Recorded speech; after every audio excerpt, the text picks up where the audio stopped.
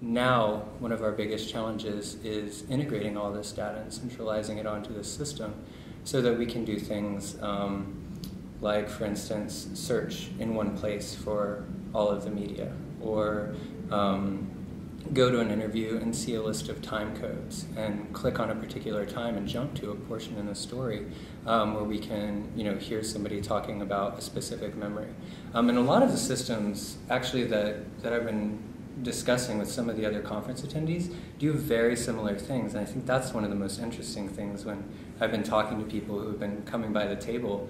is that, there are probably half a dozen, maybe a dozen organizations represented here who are building systems very, very similar to StoryCorps. And what's really interesting as well is that the relationships that we're building here all center around this, like, how can we share technologies? Like, how can, there's an OHMS project, for instance, which deals explicitly with indexing and tagging of audio, and it's an open source platform. And so we're working to build a relationship with them, for instance. Maybe somehow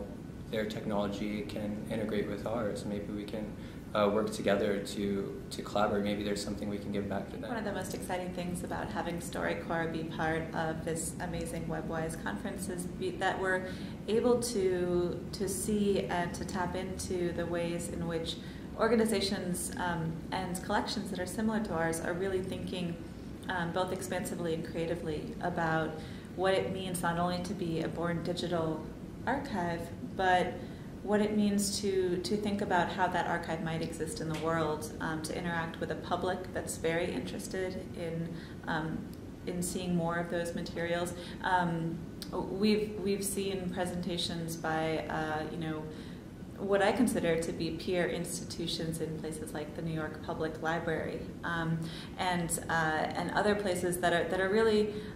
thinking creatively about what it means to have a huge set of data, and not just to think about it as something that's archival or historical in scope, but something that can be engaging, compelling, useful, and really exciting to consider. So I think that for us to be part of that, to see StoryCorps as part of that community, is something that really furthers our original mission, which is the idea that the very simple act of two people talking to each other, talking about the things that matter to them, can not only be of interest to a radio audience, but can be of interest to future generations, to people who might not necessarily even have a connection to NPR or to some of our big